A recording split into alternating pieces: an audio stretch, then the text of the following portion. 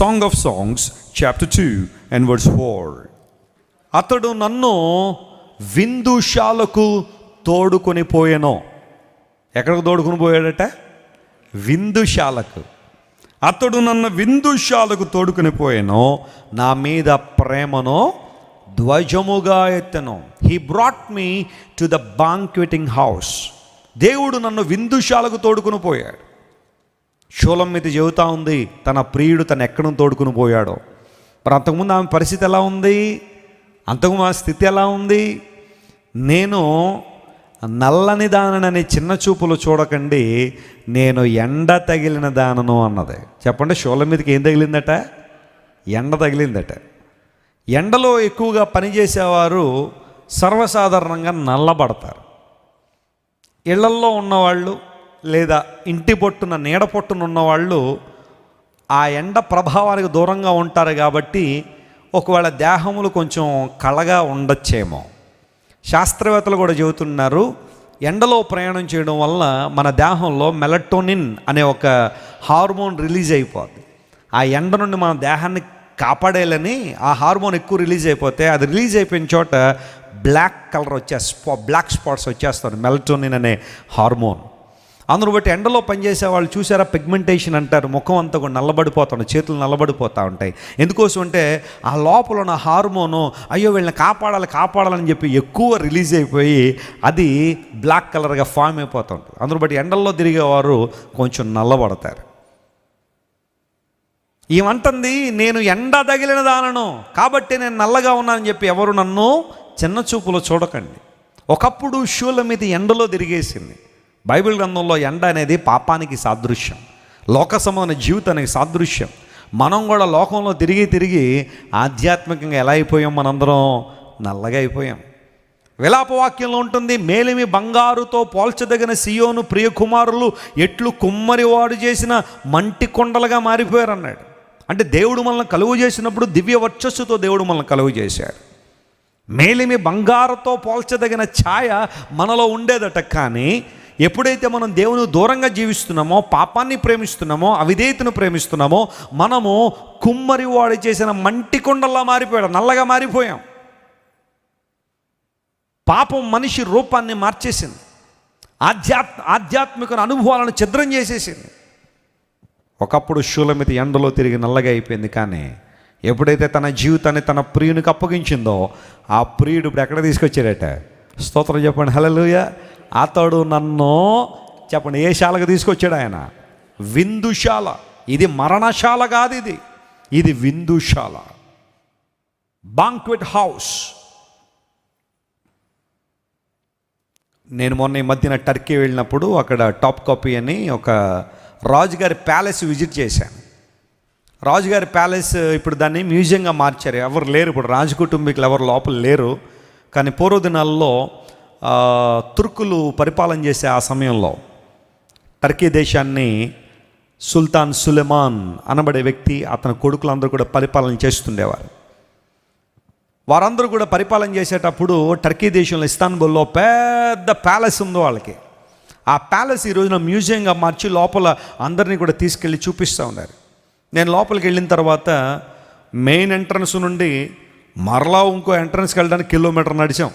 1 kilometre నడిస్తే ఇప్పుడు enter అవుతున్నాడు. ఇదేడు బాబు, ఇందాక ఎంటర్ అయ్యాం కదా మనం, కిలోమీటర్ నడిపించేసో లోపలికి, మళ్ళీ ఇప్పుడు ఎంటర్ అవుతున్నాడు. మరి రాజుగారి ప్యాలెస్లు ఎలాగ ఉంటాయండి? అక్కడ ఎంట్రన్స్, మెయిన్ ఎంట్రన్స్ ఉండేది, అక్కడ ప్రజలందరూ కూడా లోపలికి వచ్చేవారట. కానీ ఇప్పుడు ఎంటర్ అవుతుంది అందరికీ కదా, కొందరే లోపలికి వెళ్తారని లోపలికి తీసుకొచ్చింది మా గైడ్. ఆమె పేరు దీది అనబడే గైడ్ మాకు ఇస్తాన్బుల్లో చాలా చక్కగా ఎక్స్ప్లెయిన్ చేసింది. సో లోపల తీసుకొచ్చిన తర్వాత కిచెన్ చూపిస్తానండి మీకు ముందంది. సరే చూపించమనగానే కిచెన్ చూస్తే ఈ మందిరానికి 2 అంతలు ఉందండి. ఈ మందిరం కన్నా 2 అంతలు పెద్దది కిచెన్ ఆ రాజుగారిది. ఎంత పెద్ద కిచెన్ ఎందుకమ్మా అంటే ఆ మంది రోజుకి 7,000 మంది భోజనాలు ఇక్కడ తయారవుతుండేవాడు. 7,000 పీపుల్కి.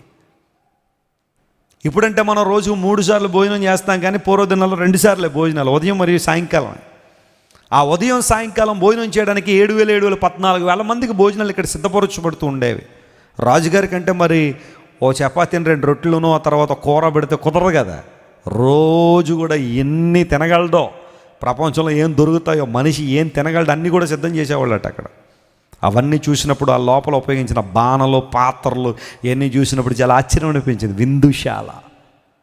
ఆ 7,000 మందికి భోజనాలు. రాజుగారు తిన్నా తినకపోయినా ఆయన డైనింగ్ హాల్ అంతా కూడా సకల ఆహార పదార్థాలు నింపబడి ఉంటే ఆయన వచ్చి ఏదో ఒకటి 2 తీసుకుని వెళ్ళిపోతుండేవాడు. ఇలా చెప్పుకుంటూ పోతుండే ప్రపంచంలో చాలా విందుశాలలు ఉన్నాయి. చాలా గొప్ప గొప్ప ఆహార పదార్థాలు సిద్ధం చేసి పడే డైనింగ్ హాల్స్, కిచెన్స్ ప్రపంచంలో చాలా ఉండొచ్చేమో, కానీ this is a special dining hall. This is a unique banquet house. ఇక్కడున్న విందు ఏంటి? ఇక్కడున్న ఈ విందుశాల ఏంటి?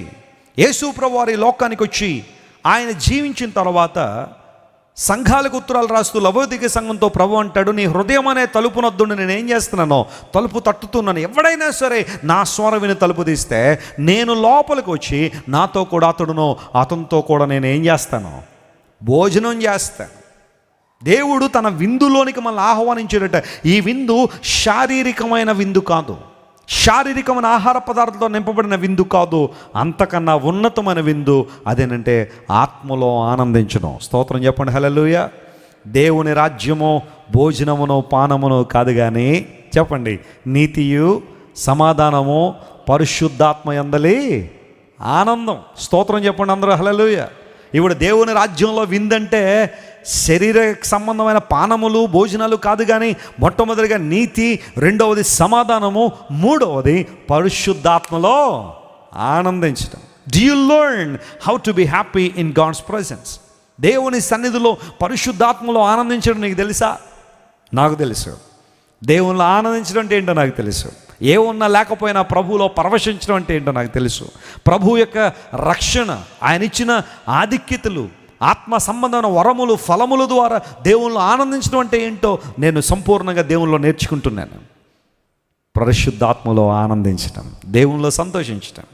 దైవజనులు డాక్టర్ జాన్ వెస్లీ గారు అందిస్తున్న వర్తమానాలు, చేస్తున్న ప్రార్థనలు మీకు దీవెనకరంగా ఉంటే, ఆధారాలతో కూడిన దేవుని సువార్త ఇంకనూ ప్రపంచ దేశాల్లో అందించబడాలని మీరు కోరుతున్నట్లయితే, ఈ పరిచర్య ద్వారా చేయబడుతున్న సాంఘిక కార్యక్రమాలు, నిర్వహించబడుతున్న చిల్డ్రన్ హోమ్ను సపోర్ట్ చేయాలనుకుంటే 9000333777 అనే నెంబరుకు గూగుల్ పే, ఫోన్పే ద్వారా మీ కానుకలను, ప్రోత్సాహాన్ని పంపించండి.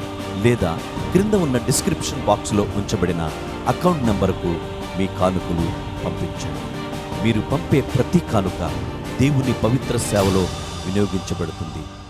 దేవుని రాజ్య విస్తరణలో పాలిభాగస్తులవ్వండి.